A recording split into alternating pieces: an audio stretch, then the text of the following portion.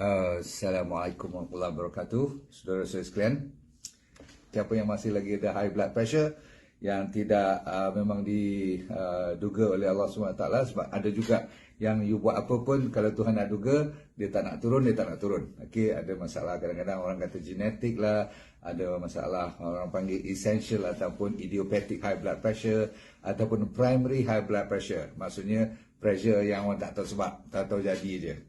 Namun lebih pada 90% daripada yang saya lihat daripada pesakit saya, memang ramai-ramainya ada sebabnya ataupun ada yang manusia itu, kan Tuhan kata selalu suka menzalimi diri. Inilah antara sebab-sebab yang anda pernah dengar, daripada setinggi merokok sehingga serendah-rendah cuma orang yang stres tanpa sebab, yang tu pun berproblem.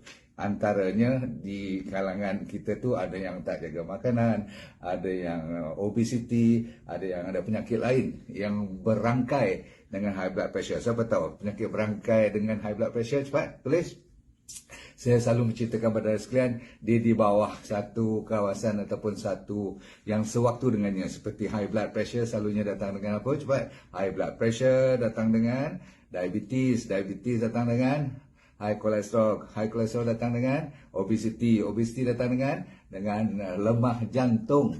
Dan maka adalah penyakit-penyakit lain yang selalu dalam badannya suka inflamasi, dan inflamasi itu ada yang fizikal, maksudnya sakit, bengkak, merah dan panas, ataupun orang kata apa, inflamasi mental. Ramai di kalangan rakyat kita yang inflamasinya mentally disturbed. Dia inflamasi sebenarnya otak dah mula bengkak, dah mula merah, dah mula marah, dah mula bengang, dah mula jadi apa orang panggil murung, ada yang sedih, down. Itu semua membawa kepada high blood pressure. Jadi kalau you tahu mukadimah macam tu, kalau kita boleh selesaikan isu yang saya cerita tadi, maka blood pressure tu akan turun tanpa ubat. Tapi you tak nak lah macam tu. You nak benda yang fizikal juga. Manusia ni kan tak boleh faham bahasa-bahasa psikologi. Kalau saya kata hilangkan stres, dia boleh turun at least 50% daripada anda akan hilang blood pressure. Sebab apa?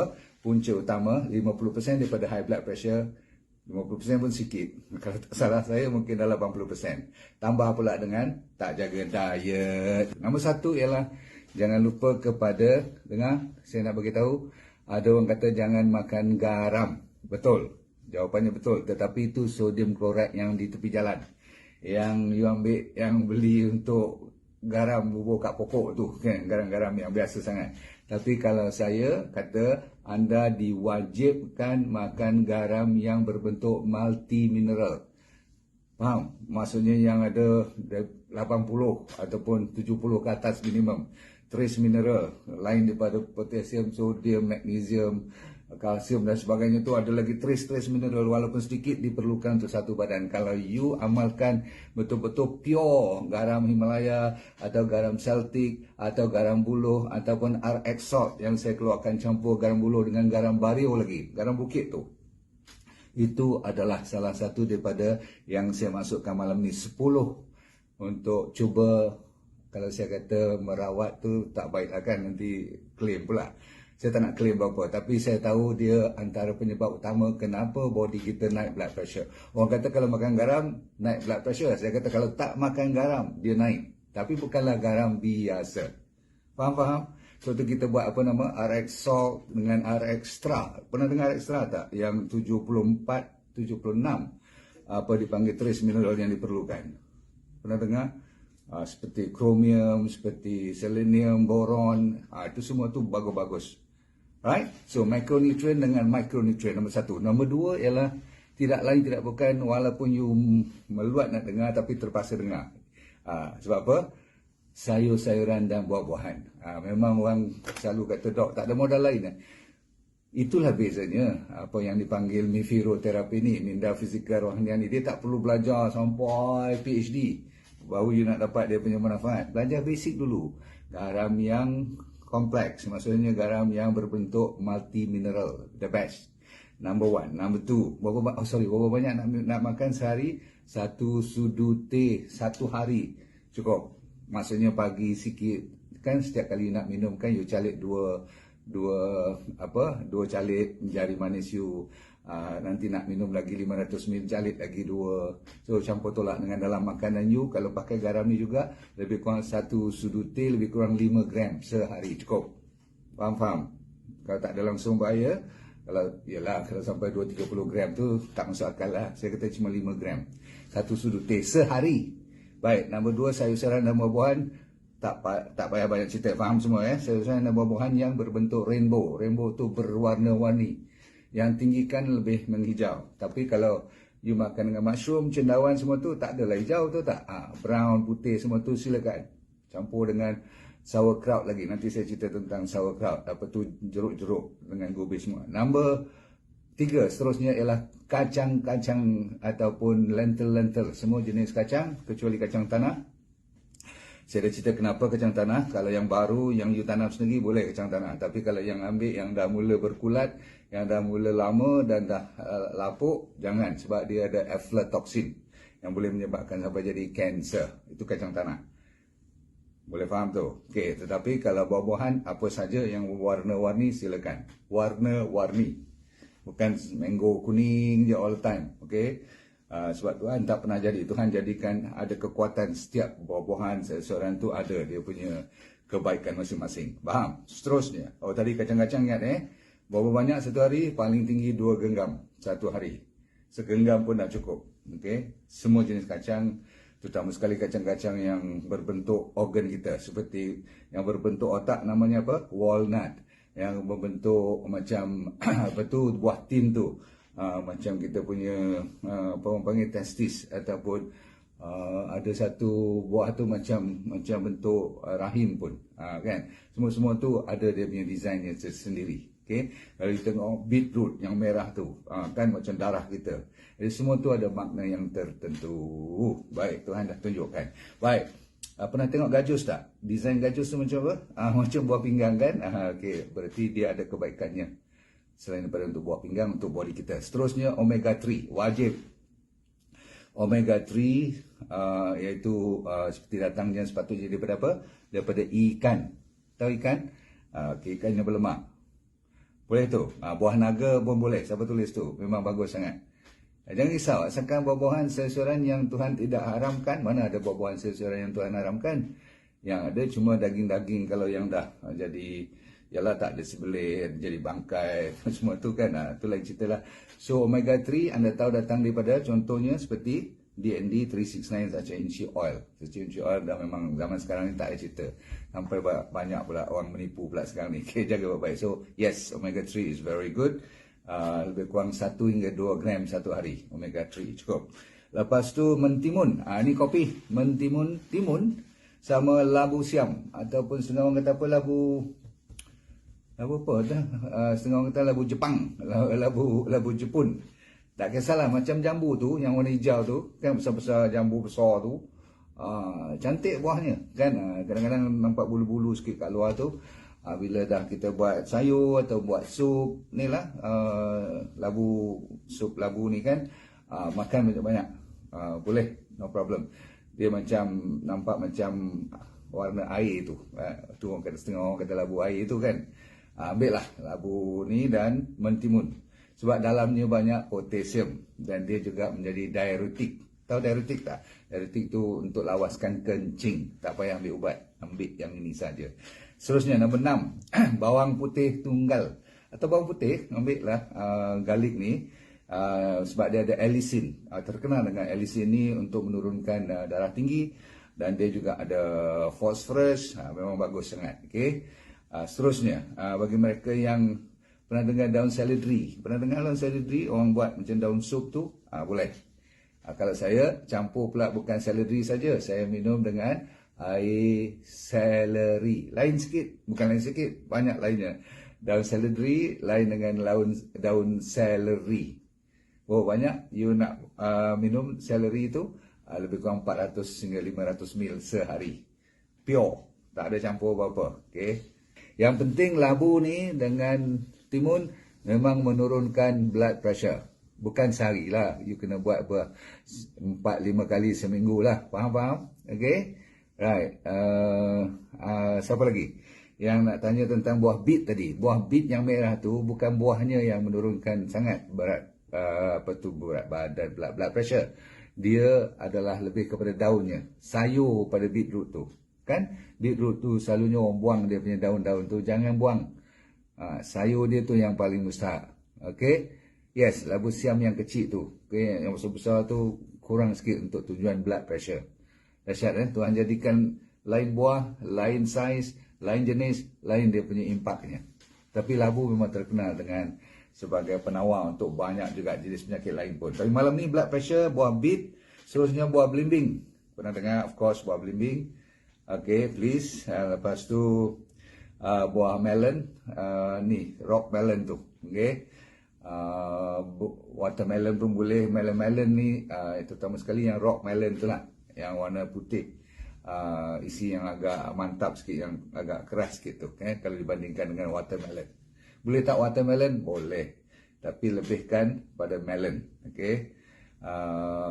Orang tanya saya, kalau saya tak ada duit, saya nak beli watermelon biasa, tumbikian biasa, boleh tak? Boleh. Semua jenis melon lah, senang cerita. Okay. Supaya you tak pening kepala. Boleh? Alright. Yang penting ialah kita tutup cerita pada malam ini, iaitu jangan lupa kepada bahan-bahan yang penuh dengan potasium dan magnesium. Sebab potasium dan magnesium ni terkenal untuk dia meleraikan orang kata apa, liatnya pembuluh darah kita tu jadi keras.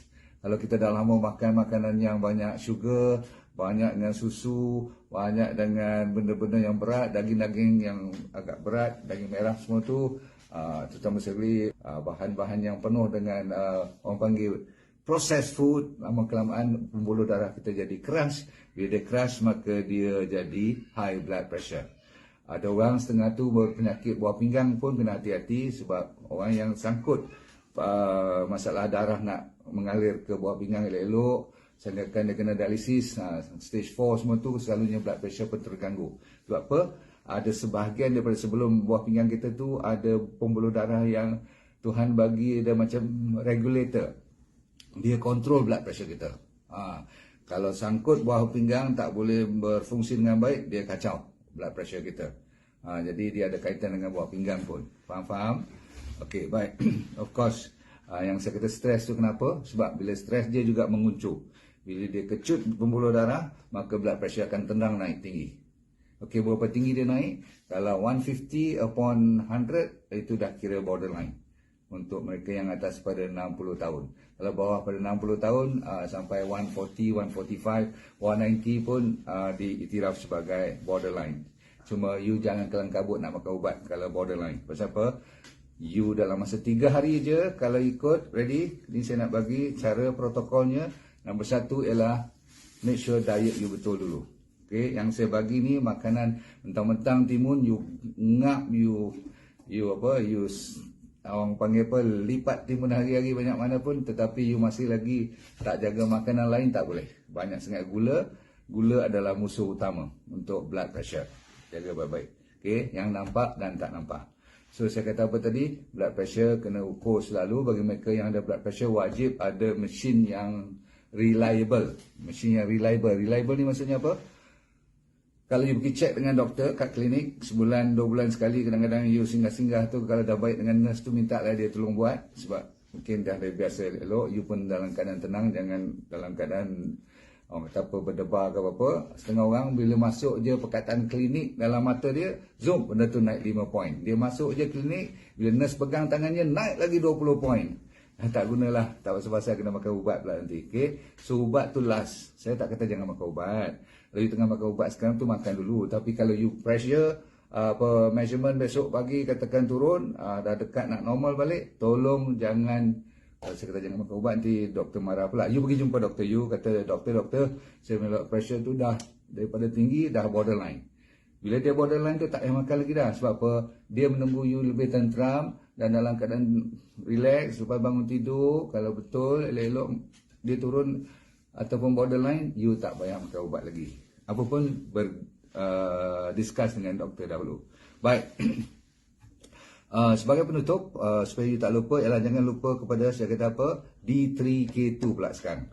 D3K2 dengan omega 3 adalah 2 tambahan yang you perlu ambil. Sebab umpamanya D3 datangnya sepatutnya daripada mana? Sepatutnya daripada matahari. Tapi kita tahu matahari kita terdedah pun kadang-kadang akan melalui tingkap, melalui kereta, tak pakai.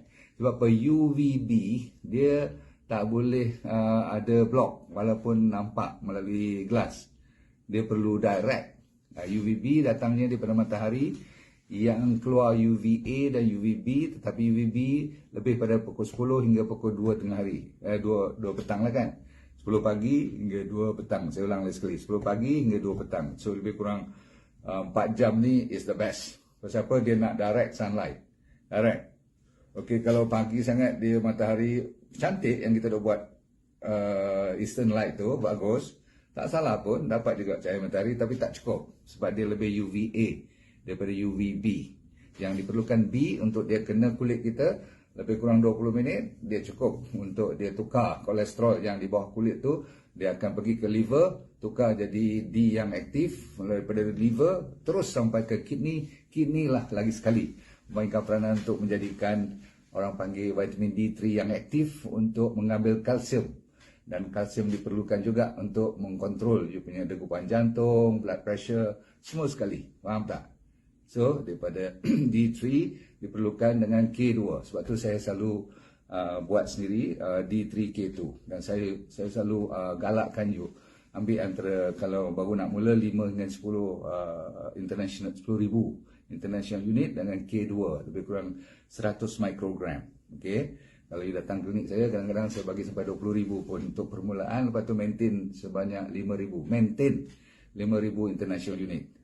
InsyaAllah lah, sebulan 2 lagi saya tengah menyiapkan formula yang saya cerita pada malam ni, supaya you tak pening kepala. Kadang-kadang kita pergi farmasi, dia bagi tak sampai 800, 900 international unit. Banyak pula you nak kena telan setiap hari. Itu pun belum tentu yang sintetik, tak sintetik dan sebagainya. Baik, so tambahan cuma apa saya kata tadi, D3K2 dengan omega 3. Lepas tu diet kena jaga, dan cari makanan lain juga seperti potato. Kalau nak ambil juga bahan-bahan yang berkarbohidrat, tak payah nasi, ambil potato sebab dia banyak serat yang terbaik untuk jaga kita punya bakteria pun kena jaga. Tetapi dalam potato, terutama sekali kulitnya, ada potasium dan magnesium. Yang terbaik number 1 is potato, bukan banana. Ramai nak fikir banana boleh, tetapi banana tu nombor 6 ke nombor 7. Sebab nombor 2 beetroot, nombor 3 tak salah saya avocado. Dah dengar avocado? Yes. So buah-buah macam ni, tapi saya kata dia beetroot punya sayur tu.